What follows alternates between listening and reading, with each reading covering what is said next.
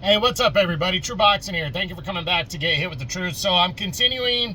Today we are doing the Puello versus Matias preview and prediction video as I do like a mini breakdown of this WBC 140-pound title fight that is taking place this Saturday, July 12th on DAZN pay-per-view.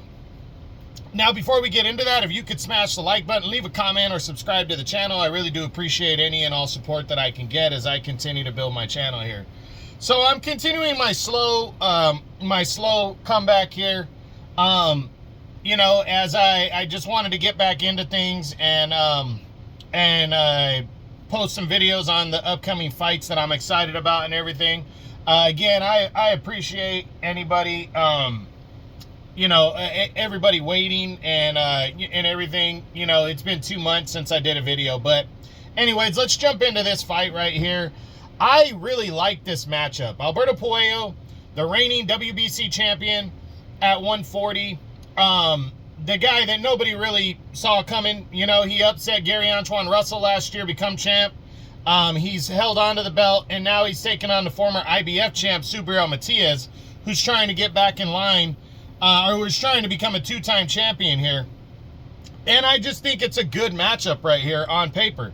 So we're going to do the side-by-sides, the numbers and everything, and then we'll look at what these guys have done coming in, and then I'll give my predictions. So the numbers, they both have fought the same amount of fights. Puello is 24-0 and is the defending champ. Matias is 22-2 and the former IBF champ. The odds are near even right now. They really are. They're very, very close to even. Actually, Matias is being considered a slight favorite going into this fight. Matias is from Puerto Rico, and Puello is from the Dominican Republic. 3-year age advantage for Puello at 30, as Matias is 33. Both of them weighed in at 140 in their last fight. Puello has a 1-inch height advantage, and Matias has about a 1/2-inch reach advantage. So they're pretty much damn near dead even in terms of height and reach and size. I'd say the only somewhat advantage is Puello being 3 years younger. Now looking at their last 3 fights, start with the champion Puello. His last 3 fights date back to December of 23, where he got an 8-round unanimous decision over Hector Madera. That was his comeback fight from being suspended and being stripped of the WBA title due to a failed drug test.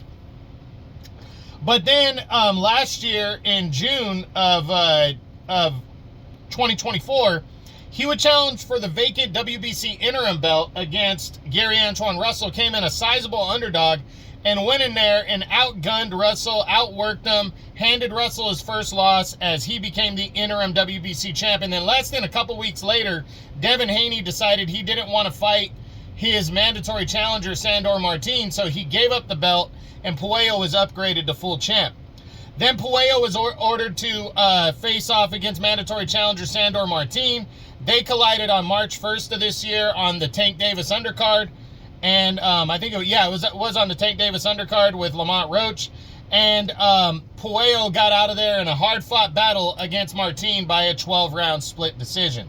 So Alberto Puello is a worker. He's a guy that a lot of people don't give credit. He's now a 2-time champ. Remember back in 2022, he defeated Batir Akhmedov for the vacant WBA title. That was by a split decision, very close battle, but Akhmedov was the favorite going in. And then he was the underdog against Russell. We know Sandor Martin's a good fighter. So Puello is, used to being the slight favorite or the underdog going in. I mean, he's used to being a slight underdog going into a fight, or just a clear underdog. So the fact that Matias is the favorite going in, I don't think that bothers Puello at all, as he took this fight when he didn't have to. Now, we're going to look over at the former champ, Matias, and look at his last 3 fights, which date back to December of 2024. There is when he lost, for the second time in his career, to Liam Paro. He lost the IBF title by a 12-round unanimous decision. He fought hard. He had his moments, but Paro outworked him, and he lost by that unanimous decision. He would return that was actually in June of 2024, I'm sorry. Then he would return in November of 24, take on a guy named Roberto Ramirez, stopped him in 2 rounds in his bounce back fight, and then took on a guy named Gabriel Valenzuela on the same card, the March 1st card, and dominated him with an 8th round TKO. So Matias has gotten a couple wins to get the confidence back and, you know, get motivated again for a world title. This is a risky fight for Matias, but if Matias didn't believe in himself, he wouldn't be taking on this fight. This is a big fight for him to take.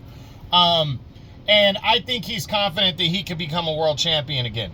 So all that being said, what do I think of this fight? I really do believe it is a somewhat of a 50-50 matchup on paper, but I really think Alberto Puello is going to outwork Subriel Matias. And the reason why is Subriel Matias, for the most part, from what we've seen, needs to break you down. Outside of the win over Roberto Ramirez, when people were really getting excited about this guy, he was his stoppage wins were 7th round, 8th round, 9th round against the guy that had defeated him. He came back and stopped him. 5th round, 5th round. So this guy needs time to break you down, and Puello is a straight up worker. And he's used to going 12 rounds. And I just think Puello is going to look at the Liam Paro video, because Puello is a southpaw, and I think he's going to be able to outmaneuver and outwork Matias.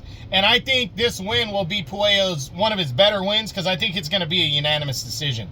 Now, it could be close, and Matias could score the big win, but, that's the thing, is Puello's been in there with guys that can hit. Sandor Martin can hit when he times his shots, but especially Gary Antoine Russell can hit, and Puello took his shot. So I think it's going to be a good matchup. I'm looking forward to seeing what happens in this matchup, but I really believe that Alberto Puello is going to retain the WBC title with a unanimous decision victory. I believe Subriel Matias is a live dog, a live underdog for me, like a live, I think it's possible he could pull off the victory here, but I think he's going to have to knock Puello out. I can't see him outworking Puello over 12 rounds, and I think Puello, I don't really see him knocking out Matias unless he can truly just break him down and beat him up. And you never know. But I see a unanimous decision victory for Alberto Puello, as he will retain the WBC title. They are colliding this Saturday, July 12th on DAZN pay-per-view. It is the undercard of Shakur Stevenson and William Zepeda for the WBC lightweight title, with the co-feature of Edgar Berlanga and Hamza Shiraz in a super middleweight showdown. So this should be good. Really looking forward to it. This Saturday, July 12th. This was the Puello versus Matias preview and prediction video. I hope you enjoyed it. If you did, smash the like button, leave a comment, or subscribe to the channel. This is True Boxing. I'm back, and you've been hit with the truth.